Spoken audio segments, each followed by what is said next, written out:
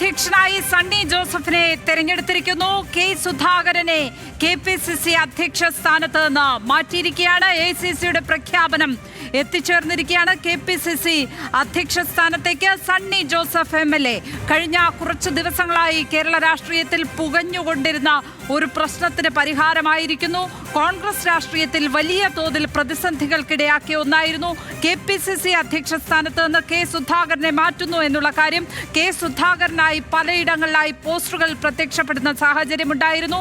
വലിയ തോതിൽ നേതാക്കന്മാരുടെ ഭാഗത്ത് നിന്ന് തന്നെ വിമർശനമുയരുന്ന സാഹചര്യമൊക്കെ ഉണ്ടായിരുന്നു. ഈ അനിശ്ചിതത്വം ഈ രീതിയിൽ നീളുന്നതിൽ ഏതായാലും ഉത്തരമായിരിക്കുന്നു. KPCC അധ്യക്ഷനായി സണ്ണി ജോസഫിനെ അഡ്വക്കേറ്റ് സണ്ണി ജോസഫ് MLA തെരഞ്ഞെടുത്തിരിക്കുകയാണ്. KPCC അധ്യക്ഷനായി AICCയുടെ പ്രഖ്യാപനം എത്തിച്ചേർന്നിരിക്കുന്നു.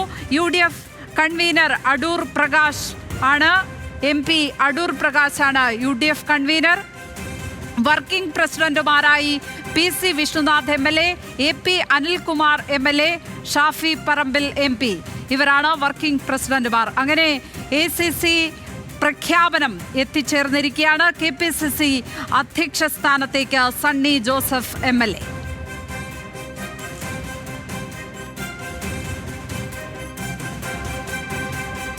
ഈ അനിശ്ചിതത്വം ഈ രീതിയിൽ നീളുന്നതിൽ വലിയ തോതിലുള്ള പ്രതിഷേധം കോൺഗ്രസിന്റെ അകത്ത് നിന്ന് തന്നെ ഉയർന്നത് നമ്മൾ കണ്ടു.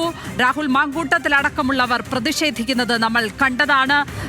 കെ മുരളീധരനെ പോലുള്ളവർ ഇപ്പോൾ കെ സുധാകരനെ മാറ്റേണ്ട ആവശ്യമില്ല എന്ന് പറഞ്ഞ് രംഗത്ത് വന്നു.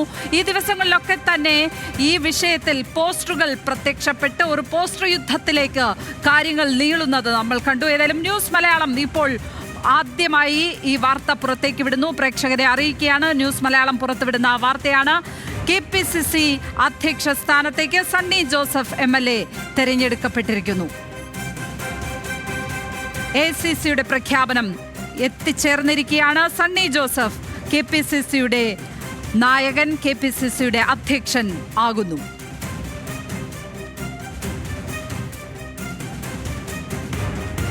UDF കൺവീനറായി അടൂർ പ്രകാശ് MPയെയും തെരഞ്ഞെടുത്തിരിക്കുകയാണ്.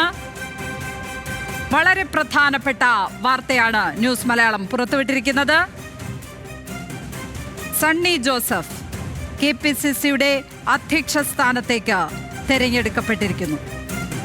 കെ സുധാകരന്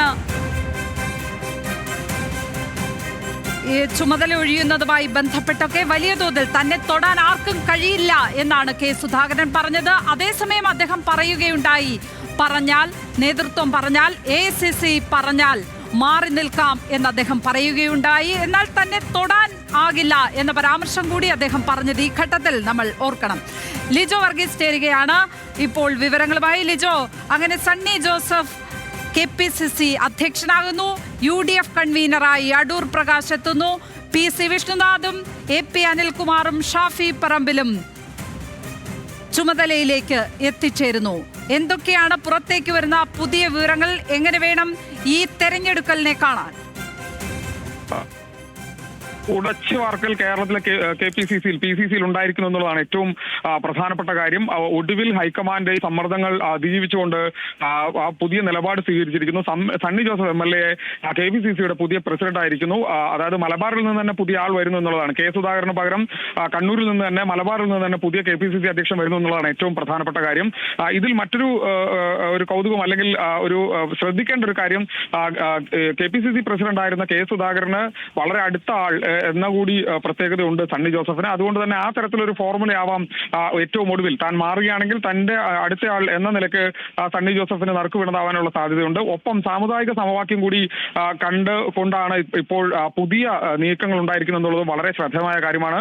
അതിലേറ്റവും പ്രധാനപ്പെട്ടത് അടൂർ പ്രകാശിന്റെ UDF കൺവീനറായിട്ടുള്ള മാറ്റമാണ്.